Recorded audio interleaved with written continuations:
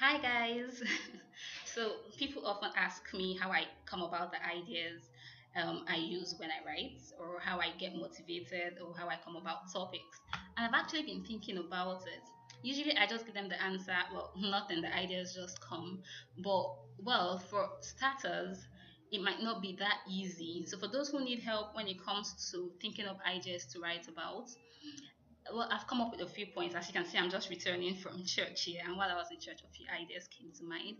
So I'm just going to quickly, just a few tips, I'm just going to quickly give them to you, and hopefully they help you along your journey as a writer. So first of all, as a writer or as someone who's aspiring to be a writer, you should try to go places.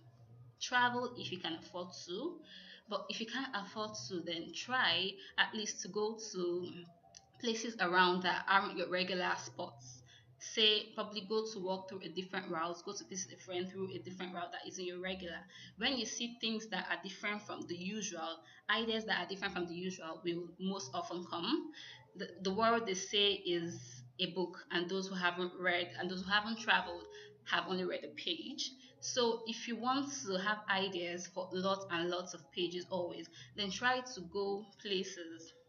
Secondly, observe. A writer is an observer. When you go out, just let go of the phones, let go of every gadget, and try to watch people. Listening on conversations. I'm not asking you to start eavesdropping or be a spy, but try to listen in on people's conversations. Watch them, watch their actions, how they react to certain situations. Just watch people, everybody, adults, children. There's nobody you can't learn from. Even homeless people on the streets. Watching anybody can give you ideas of something to write about or help to probably serve as a boost for an idea you have already. So observe people. Well, what else? What else? Okay, yes. The idea that actually came about in church was try to read hymn books. Yes, I know not everyone is a Catholic, but while most times I noticed that while going through the hymn book, the way the ancient composers compose their hymns and their songs, it actually gives you some kind of idea that usually you wouldn't think about, or probably you think about but take for granted. It usually also gives you a different angle from which to look at things. So try to go through hymn books. You don't necessarily have to sing along, but just read it like a book. Watch the way the hymns of those days when music was just being made. Watch the way things were composed, the words were composed, and it could actually help you when you're writing. So it could actually put you through. Well, something else we should all know, which every writer, of course, advise people to do, is read a lot. Every writer is a reader. I really do not know how you can be a writer if you don't read. Read a lot, but when you read, do not read as every other reader would. Do not read just to be entertained. Read to learn. Read as a learner.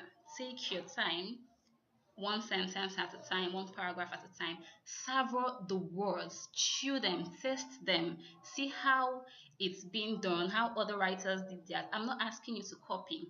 You need to set yourself apart by being different here, but you need to learn from other people. So enjoy their work, but while you're enjoying it, try to see what makes this work so enjoyable and see how you can incorporate it into your own. What else? What else? What else do I really have to find out? Okay, yes, this. Make your emotions work for you. When you're sad, write. When you're happy, write.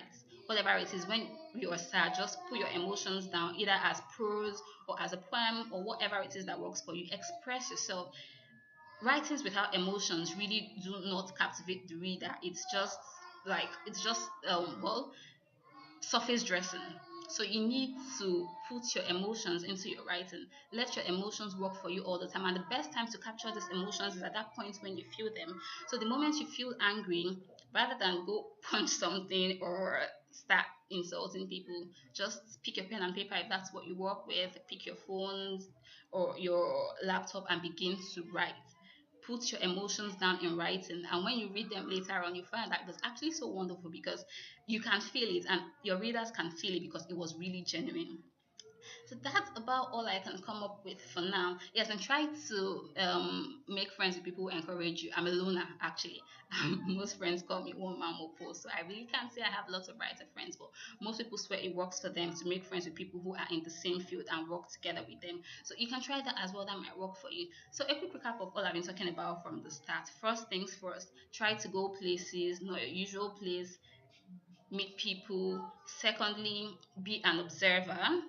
When you go out, observe people, watch them, how they react, and just store it up somewhere for future use. Third, read hymn books, not necessarily Catholic hymn books, any hymn book at all, or poem books, or anything at all that has creativity in them. Read them, they really will help you sometime.